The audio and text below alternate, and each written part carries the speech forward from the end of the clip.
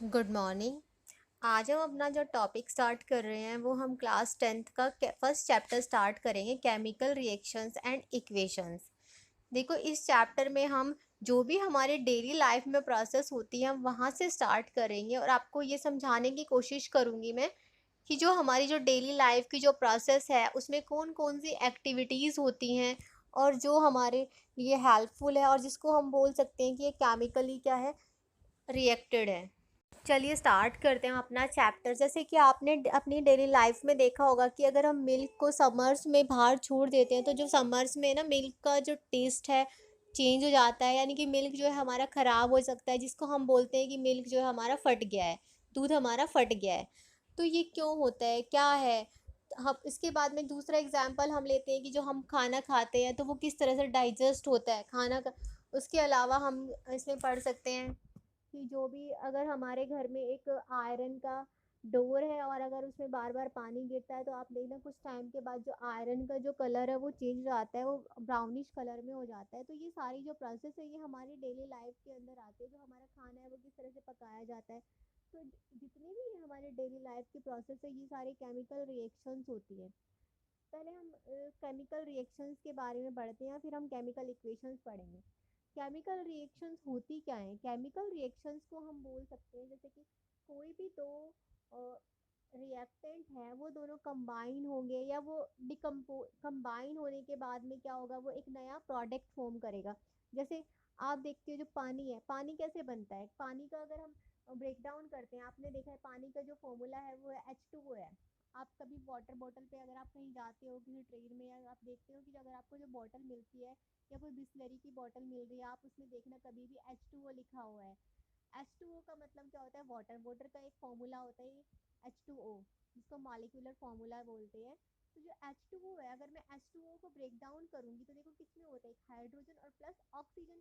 यानी कि पानी किससे मिलकर बना है? हमारा हाइड्रोजन और ऑक्सीजन।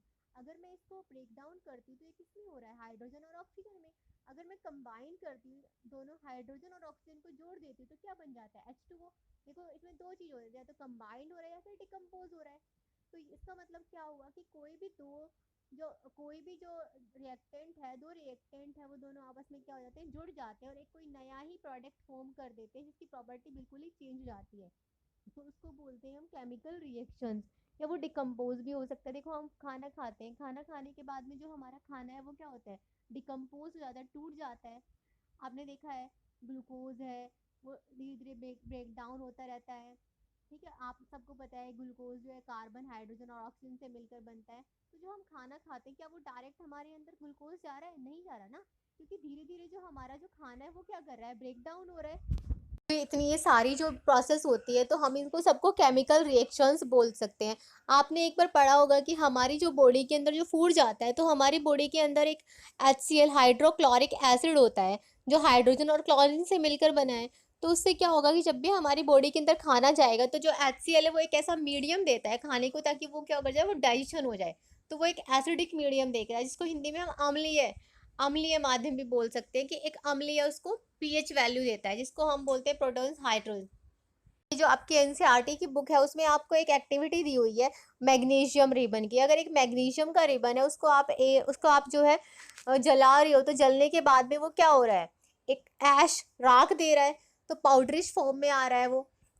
इसका मतलब क्या हुआ, हमारे पास में रिबन था और जो हमारी जो फायर होती है, फायर में अगर हम जलाते हैं किसी चीज़ को तो कौन सी गैस होती है, तो ऑक्सीजन होती है। तो मैग्नीशियम को हम किसके साथ में जला रहे हैं, ऑक्सीजन के साथ में, तो वो क्या बन रहा है, मैग्नीशियम ऑक्साइड बन रहा है। यानी कि एक मैग्नीशियम था, मैग्नीशियम को हमने क्या किया, जलाया। जलने में जो बर्न करने में हमारे पास में जो गैस आ रही है वो कौन सी आ रही है, ऑक्सीजन। जब कभी भी हमारे जो फायर लगती है in the presence of oxygen ही होती है। और अगर हम फायर को एक्सटिंग्यूज करते हैं वो तो इन the presence of carbon dioxide. अगर कहीं पर आग लग जाती है और हमें उसको बुझाना होता है तो हम क्या, वो जो फायर ब्रिगेड वाली जो कार गाड़ी आती है तो वो क्या करती हैं, उसके अंदर कार्बन डाइऑक्साइड्स होती है, या फिर एक पानी से हम उसको क्या कर सकते हैं, पानी से बुझा सकते हैं। लेकिन अगर जगह आप जो देखोगे कहीं पर जो अगर कभी भी आपने देखा होगा स्कूल के अंदर सिलेंडर्स टंगे होते हैं कार्बन डाइऑक्साइड के और उस पर लिखा होता है फायर एक्सटिंग्विशर। वो इसलिए होता है, अगर ये सपोज करो हमारे जो इलेक्ट्रिक स्विच है उसके अंदर अगर फायर लग जाए तो इलेक्ट्रिसिटी के अंदर अगर हम पानी डाल देंगे तो वो तो वाटर क्या है, water is a good conductor of heat and electricity. अगर हम उसके अंदर पानी डाल देंगे तो क्या होगा, करंट ही लगेगा ना हमारे। तो हम क्या कर सकते हैं, या तो हम सैंड डाल सकते हैं, रेत डाल सकते हैं, या फिर हम क्या करते हैं, जो सिलेंडर लगे होते हैं वो इमरजेंसी सिलेंडर्स होते हैं, ताकि जो स्विच वगैरह उसमें आग लगे तो हम उसमें कार्बन डाइऑक्साइड का जो है एक्सटिंग्यूश कर सकते हैं, और जिससे फायर क्या हो जाएगी, हमारी एक्सटिंग्यूश हो जाएगी। इसलिए जो ये एक्टिविटी है इसमें मैग्नीशियम का सिंबल जो क्या लिखा हुआ है, Mg, और प्लस में ऑक्सीजन को O2, तो ये दोनों रिएक्ट करेंगे, तो रिएक्ट करने के बाद ये एक प्रोडक्ट देगा जिसको क्या बोला जाएगा, मैग्नीशियम ऑक्साइड। और जो मैग्नीशियम ऑक्साइड है वो पाउडर की फॉर्म में आएगा, जिसको राख बोलते हैं, ऐश की फॉर्म में आएगा। तो देखो पहले क्या था, हमारे पास मैग्नीशियम अलग था और ऑक्सीजन अलग थी, दोनों कंबाइंड होगी, दोनों ने क्या कर लिया, रिएक्शन कर लिया, जिसको अभिक्रिया भी बोला जाता है। दोनों ने क्या किया, रिएक्शन कर लिया, रिएक्शन करने के बाद में क्या हो गया, एक नया प्रोडक्ट फॉर्म हो गया जिसको बोलते हैं मैग्नीशियम ऑक्साइड।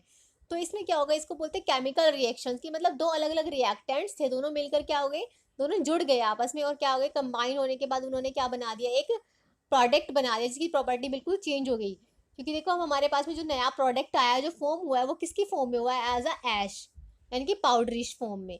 अब इसके बाद हम नेक्स्ट टॉपिक पे चलते हैं। जो हमारा नेक्स्ट टॉपिक है, इसमें आप ऑब्जर्व करोगे कि जो केमिकल इक्वेशंस है, केमिकल इक्वेशंस को कभी भी हम करने से पहले हमारे जो लेफ्ट हैंड साइड और राइट हैंड साइड को देखेंगे। लेफ्ट हैंड साइड में हमेशा हमारे रिएक्टेंट होते हैं, जो मतलब क्या करते हैं, दोनों आपस में मिल टूटते हैं या फिर जुड़ते हैं।